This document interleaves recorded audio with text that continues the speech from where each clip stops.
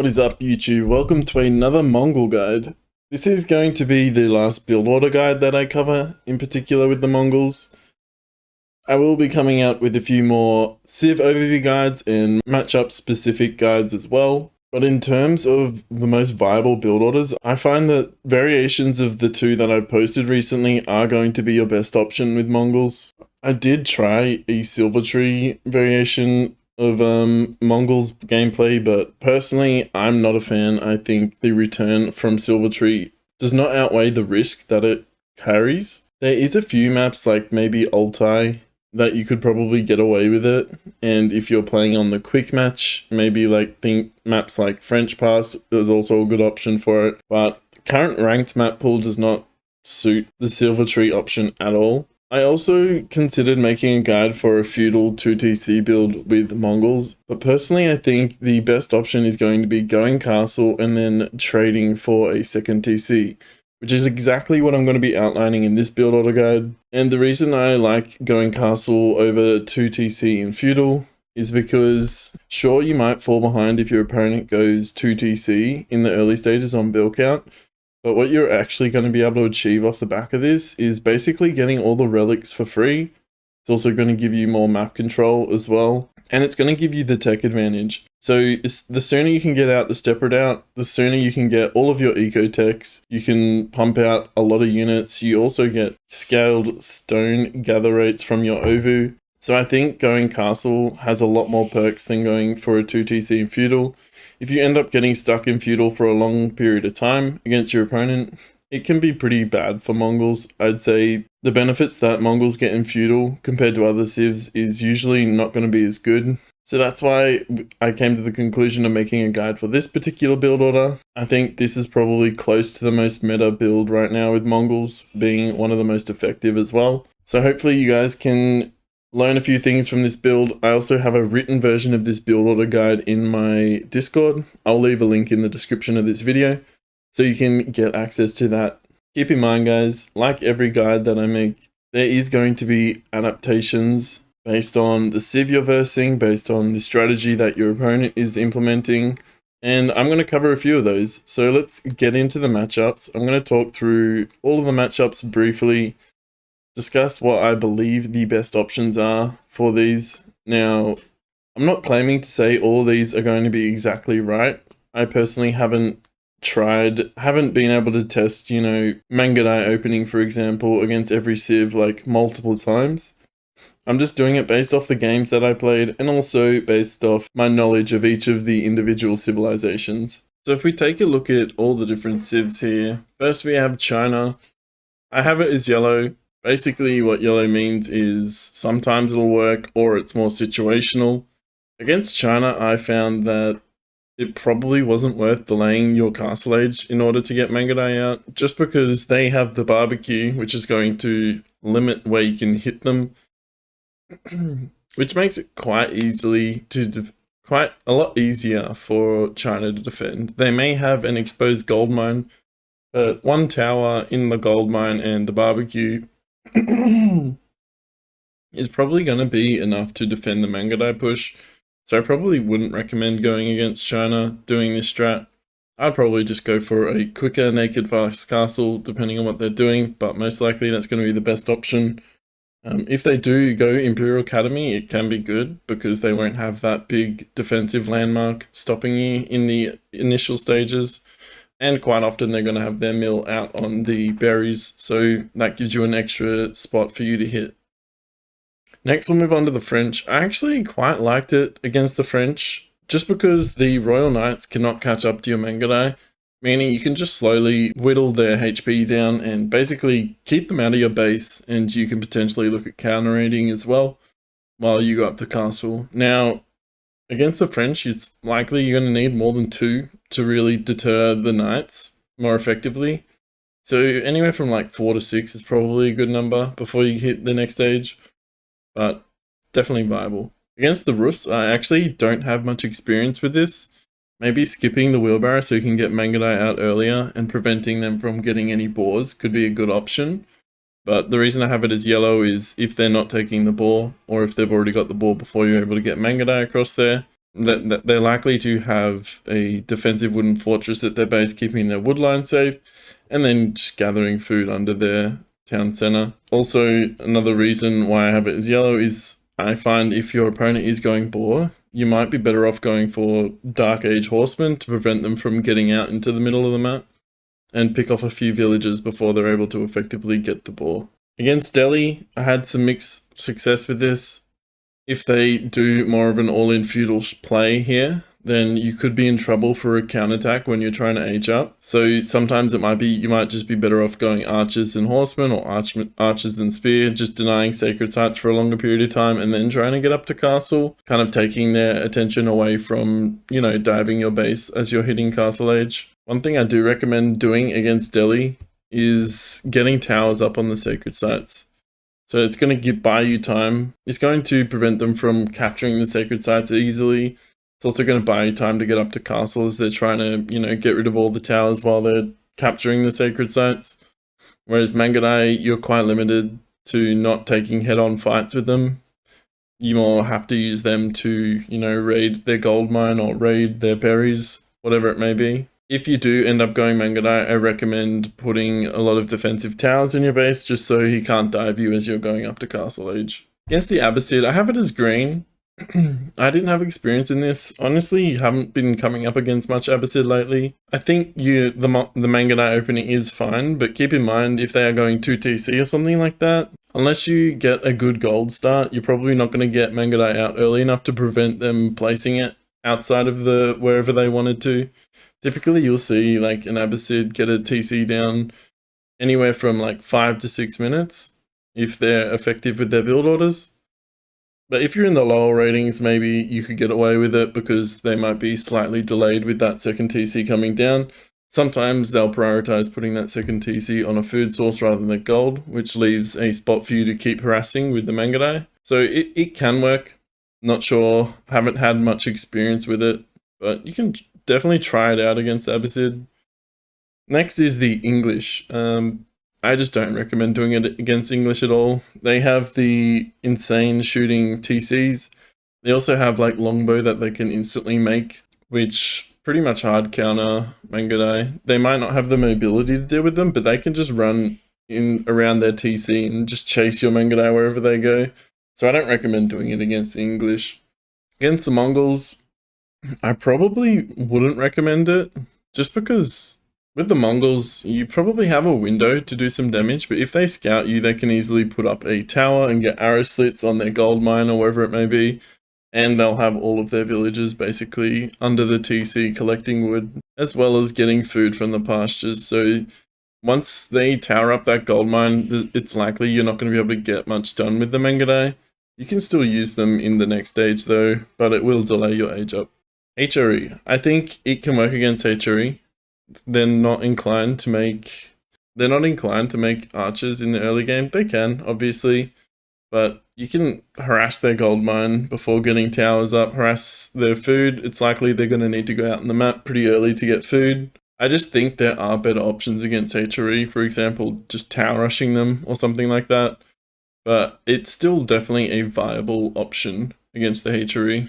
In most situations, it's going to either force them to invest into feudal army, which is something that quite often HRE isn't too fond of doing. They typically either like going to TC or going straight up to castle. But again, I haven't had a lot of experience with opening Mangudai against all of these sieves. I played, using this strat, I played around 6 games with it and had mixed results. It depends on your opponent's response, but one thing to keep in mind if you are in the lower ranks, quite often the decision making of your opponent won't be appropriate to you making Mangudai, which will make it overall more effective in those, you know, bronze to gold region ranks. One last thing worth mentioning with the Mangudai opening is it is going to be more effective on open maps. So like Lipany, Dry Arabia, High View as well. Just because you're easily able to maneuver around and go all the way around their base, whether it's hitting the gold mine, you're not going to be prevented from any natural walls, for example on Hill and Dale or Altai, where there's a much narrower path to hit your opponent from. So it's something else to keep in mind when taking this approach with the fast castle. Without further ado, let's get into the game. Alright guys, so we're going to bring our TC, look for a close gold or stone. In this case, we have a really bad spawn. It's alright. I'm going to take one bill out to stone to build the ovu. I'm going to have 5 guys chopping wood straight away. Get the sheep, bring them back to your TC for when the first villager is created. Start queuing bills straight away. I'm going for a single scout here, just because I don't want to delay my age up too much. And we're just going to continue getting the sheep. I'm not going to worry too much about scouting pattern in this game, as it's just to demonstrate the build order here. So the objective of this build is we are going to make some Mangadai in age 2. Keep in mind that this Mangadai aspect of it is not going to work in every single matchup. I should in this video outline a few sieves where I believe it will work and won't work, but it's open to the matchup. Like if you need to make spears or archers or whatever to survive the age 2, whatever it may be, do so. Just try and get by with as little investment into army in feudal as possible. So Mangadai is a good option in keeping your opponent distracted, keeping them busy, trying to deal with your raids that are going to be happening. So we collected a total of 150 wood here, then we're sending 3 out to gold. 2 will build the gur, 1 will start mining straight away. And we're going to go for wheelbarrow, early wheelbarrow. Now in this build, if you have a gold right under your TC here, then I recommend maybe consider skipping wheelbarrow in the early stages. But if you're going to be building the gur anyway, I feel like it's a worthwhile investment in getting wheelbarrow early. Just for the nice eco bonus it's going to provide. Now we're going to go 9 on food here. And as soon as you get the 150 gold here, we're going to manually drop off. That's awkward. One shot. We're going to get wheelbarrow in queue.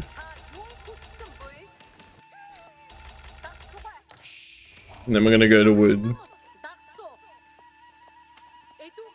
Now, I haven't been paying attention to my scouting path, but generally what you want to do is you want to collect all the sheep on your side. I personally don't like taking risks if I'm not going a second scout and going to my opponent's side. I like to just collect all the ones safe on my side. And then as soon as you start aging, or around when you start aging, you want to be thinking, okay, I want to go scout my opponent, see where his gold mine is, his wood line, all that kind of stuff, so that you know where you're going to be attacking with your Mangadai.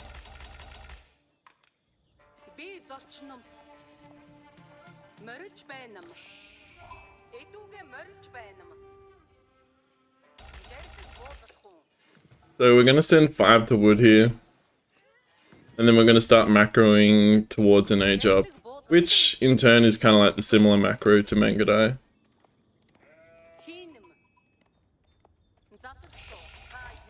So your macro moving forward after the 5 bills on wood is going to depend on how many Mangadai you plan to make.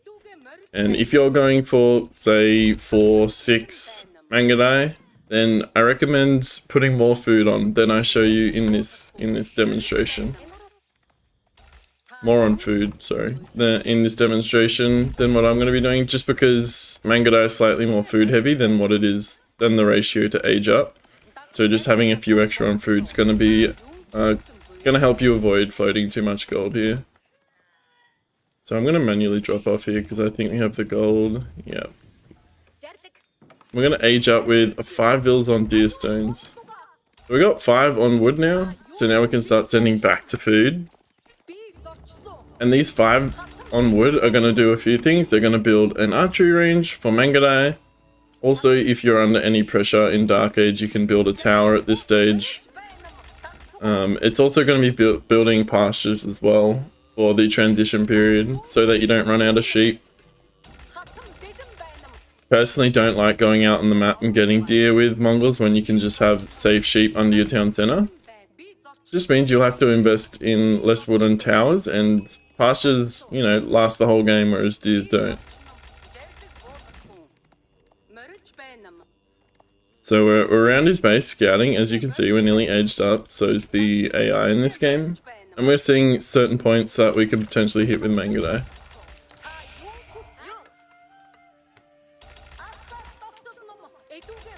I'm going to build a pasture here because we are going to have the wood for Mangudai, or the archery range for the Mangudai.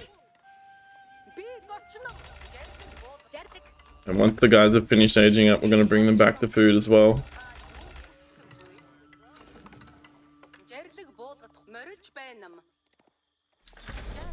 Another neat thing to do with your Khan when you're scouting, something I forgot here, is using the scouting falcon. So if you want to go on the gold mine, use the scouting falcon.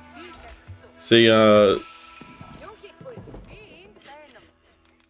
just seeing like if he's transitioning vills, like this vision will stay here for a while because we're using the scouting falcon. Once you have 14 to 15 vills on food, then you want to look at going across to gold here. And as soon as you keep getting the 150 wood, I recommend building another pasture. Again, if your game requires it, build a tower on your gold mine. At some stage you will need to build a tower anyway in case like he has a counter attack. One thing that's important to note as well is I played Mangudai opening on quite a few ladder games. Sometimes it was effective, sometimes it wasn't.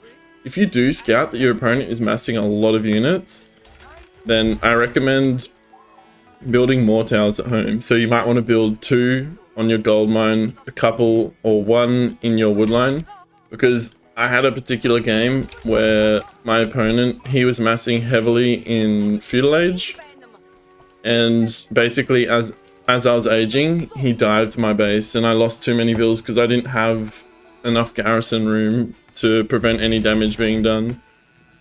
So we're gonna go 7 on gold here. In this demonstration, we're just gonna make the 2 Mangudai. But if you are going heavier on the Mangudai, I recommend going like 16 vills on food, maybe even 17, and just keep building those pastures. So I'm going to pretend like he's starting to mass quite a bit of units in feudal age. We're going to build a tower at home. In fact, we're going to build 2 towers on our gold mine because he... like, maybe at this stage you wouldn't have this information, but you definitely do want to make sure you have the protection mechanisms at home so you don't take too much damage. If he builds towers at home, ignores your Mangudai, and then was able to dive like your gold mine or something like that, that could become an issue for you. So we're bringing back to food after we put 7 on gold. And just raid gold mines, raid stone mines. If they're out on berries, do that as well. Just be really annoying with these Mangudai. Try and buy time for you, cause idle time for your opponent. And if you have more than 2 Mangudai and you see, say your opponent is making some archers, and he has like 3 archers out, take those fights. So you want to be taking small skirmishes with the Mangudai, you want to be raiding as well. But the main objective is keep their army low, or if you're only making 2, just keep harassing, run around their base, try and hit points where they're not protecting it. I'm going to build a step redoubt here. I'm going to start, as soon as I start aging, I like to rally some more to wood here, because we're going to need a few more infrastructure buildings as we age here. So our objective now is once we age, we want to be building a second TC pretty early on, but the caveat is I like to go make sure you have a stable down so you can build knights as soon as you age. You can double produce those. And before we go for that second TC and market, we want to be building a prayer tent, because one of the advantages of getting up to castle this early is you're able to collect all the relics on the map. So for example, in this game, I haven't scouted every single relic right now, so I would want to make sure by the time I'm aged up, I've scouted all the relics on the map so I know where to go. So aging up with 8 to 10 vills is usually good. Make sure you have your stable so that as soon as you age, you can start producing from it.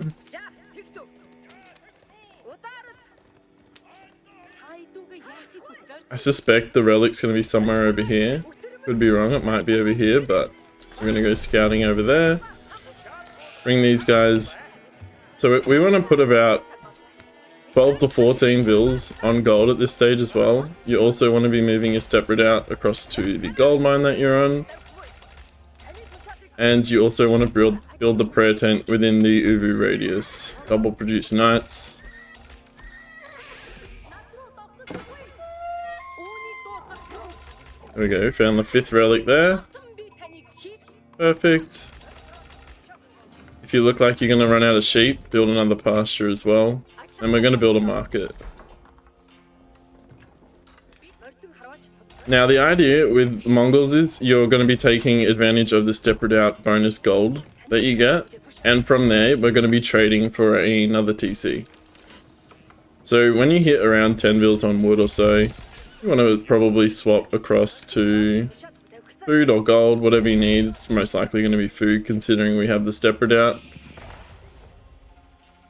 And as soon as we have this prayer tent built, we're going to build double shaman.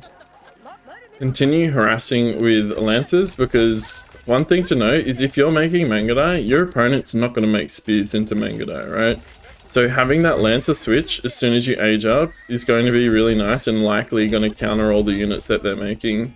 So once you have the market down, we're just trading all of our gold for wood here. Drop off here, and then we're going to build a second TC. So we have around 11-minute second TC here.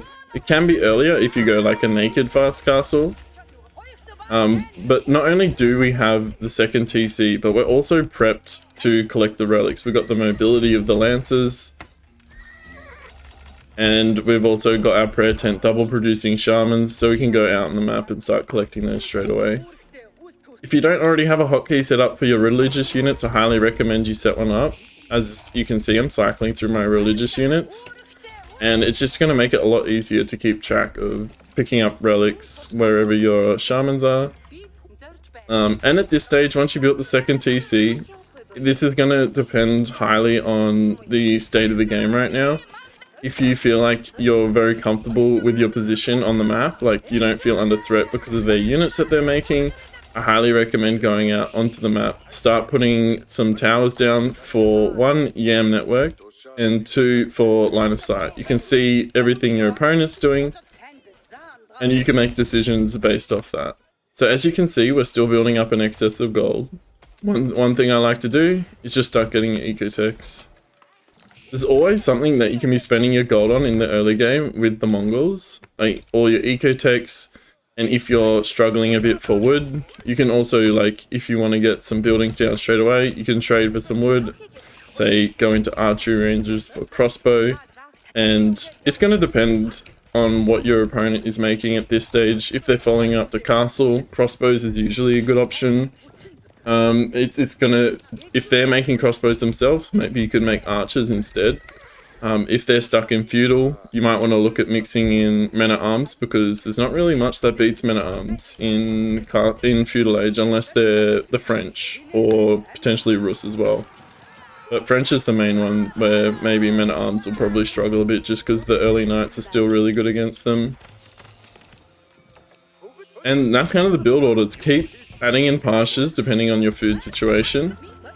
Keep using your mobility. Keep getting out onto the map, securing those relics, building towers everywhere for line of sight, and YAM network. And that's kind of the build. So from here, it's just you're gonna have to basically keep a tab on what your opponent's making. So keep running your Khan around, being annoying, harassing bills, but also keep an eye on what he's making. And then off the back of that, just create counter unit comps. Now, one thing I like to do, as soon as you get like a decent foothold in the game, I'll send like 2 vills maybe to start building towers. And what I'm going to do is I'm going to get siege engineering. I'm going to build a bunch of towers out the front of his base, create a really strong foothold. It's essentially like making a keep with other sieves. And then from there, you're going to look at building siege on the field and trebbing down his base. It's really hard for your opponent to push into your towers if they don't have trebs. So if they're making trebs, it's a big investment for them. So you should be able to kind of either fight that, make springolds of your own, or, you know, keep harassing him with the mobility of the knights that you have. Also, at this stage of the game, I like to spend all my stone on improved upgrades, in particular improved siege engineering, and also my tower upgrades as well, just so they get punished for moving out onto the map. And especially with this foothold that you're going to be creating here, you want the towers upgraded, so it makes it really hard for your opponent to push in. And as you will see, your gold income will start going a little bit crazy. I've been a little bit slacking on getting the relics straight away, just because I've been talking through it. But yeah, keep making sure with the excess gold you're getting eco upgrades, blacksmith upgrades, and then look to secure a position in the middle of, or out front of their base basically. Make sure when your Uvu runs out that you are building a new one like this,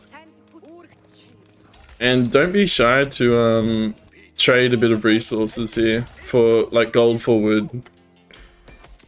Obviously, like at some point it does get a little bit inefficient, but considering you have so many relics, steppered out as well, you can afford to trade a little bit here. And then from here, just keep upgrading your towers out front, and then look to start trimming down. The combination of crossbows, and if they switch into horsemen, just add in spears of your own. Drop a couple of barracks, add spears, but if they're not making horsemen, then you don't necessarily need to add them in straight away, but you could do as like a bit of a safety net.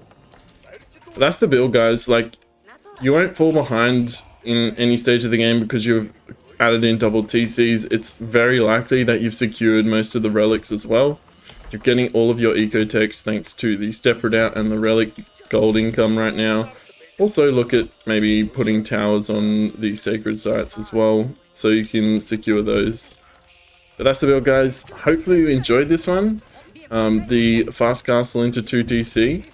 And I will be releasing a civ overview for Mongols soon as well, where we'll cover more matchups and different options and that you have with the Mongols, as well as basically just a civ overview. So if that interests you guys, don't forget to like and subscribe so you don't miss out on future videos, and I'll catch you then. Peace out, guys.